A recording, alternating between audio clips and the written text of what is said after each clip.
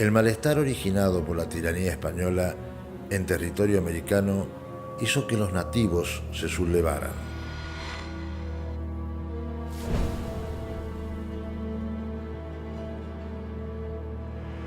A lo largo y a lo ancho del territorio americano hubo enfrentamientos en los que las bajas eran por miles.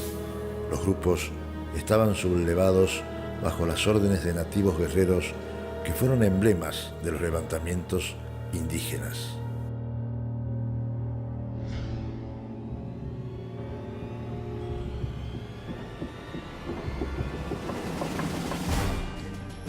Hay un llamado que busca hombres valientes, un llamado de entrega y sacrificio, de sangre y lucha. Un llamado que retumba como un grito de libertad.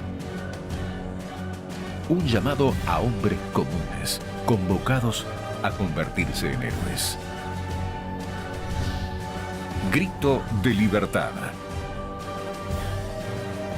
El aporte de San Luis a la lucha de la independencia.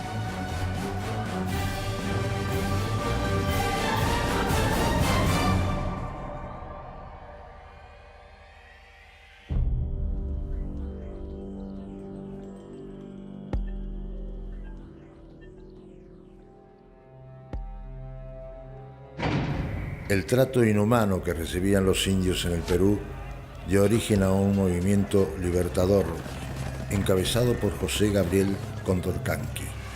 Este, luego de numerosas gestiones hechas ante las autoridades para mejorar la situación de los indígenas, haciéndose llamar Tupac Amaru, decidió redimir a sus connaturales del maltrato que padecían y se alzó contra las autoridades españolas en el año 1780.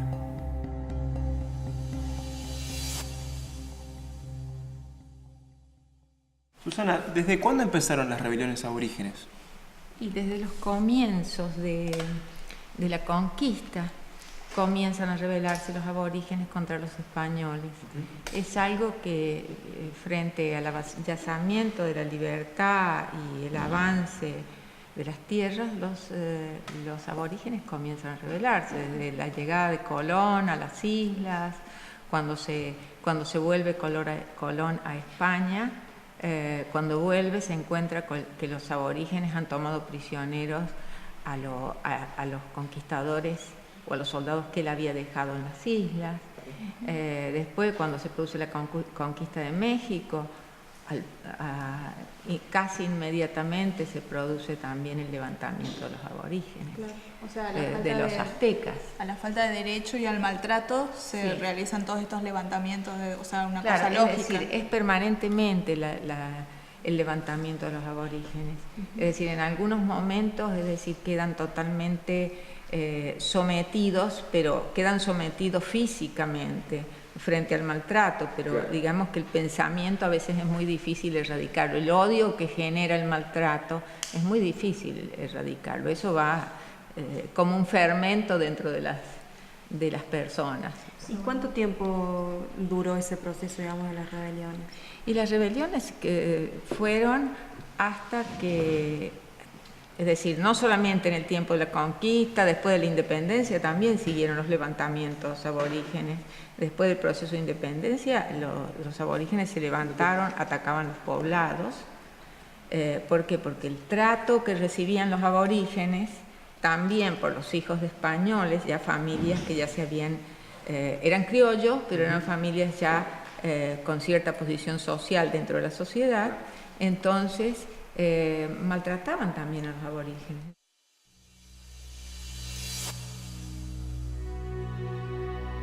Tupac llegó a formar un ejército rebelde de 150.000 indígenas, distribuidos desde el norte argentino hasta el Ecuador.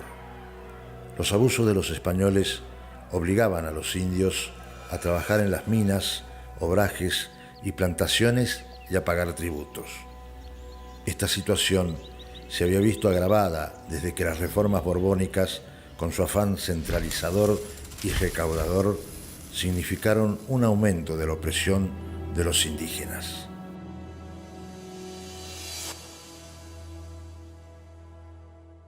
Susana, ¿quién era Tupac Amaru? Tupac Amaru era un descendiente noble de los incas, fue educado por los jesuitas y que fue,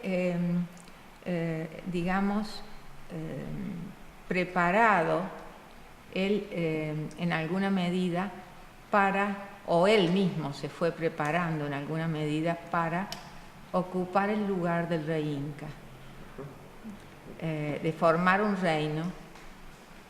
Y esto sirvió para que los conquistadores, en ese momento los españoles, prestaran mucha atención en este asunto. ¿Por qué? Porque Tupac Amaru, él en distintos momentos hace reclamos sobre la situación que viven los aborígenes, hace distintos reclamos sobre la explotación, y él se pone un poco al frente como representante de los incas. Entonces se comienza él, junto con otras personas, también de su familia, preparan una rebelión, un levantamiento aborigen contra los españoles. Esto sucede aproximadamente por el año 1780-81, aproximadamente, por esa fecha. ¿Y la muerte de Tupac Amaru se puede considerar que fue un triunfo, digamos, de alguna manera de España? Un triunfo parcial, porque en realidad es un aplastamiento de una rebelión, de un levantamiento aborigen, pero esto no queda, es decir, fue tan importante porque además la represión por parte de los españoles fue terrible. Entonces ya no es que los reyes de España dicen es un acontecimiento menor o es un levantamiento común, no, esto ya era como algo muy organizado. Entonces ya se comienza a prestar mucha atención sobre el tema. Y la represión, como yo les digo, fue brutal, fue muy sangrienta. Un interés, claramente, de lo que pasaba, lo que ocurría atrás de Tupac Amaru. Y sí, es decir, ya no es una cosa simple, ya es algo de palabras mayores, porque además él pensaba hacer una unidad política donde él iba a ser el emperador o rey.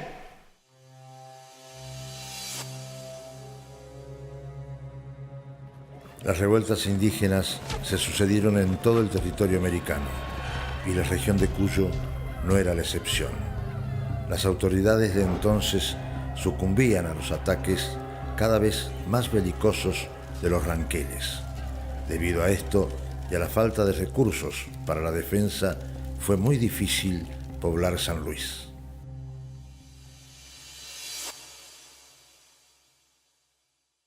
Tenía una magnitud que cubría muchas regiones, Sí, y ese levantamiento seguramente hizo olas eco en otras regiones. ¿Qué podemos saber de lo que puede llegar a pasar acá en San Luis? O sea, ¿se enteraron del levantamiento de Tupac Amaru en Sí, estas el regiones? levantamiento se han enterado, pero mucho después. Claro.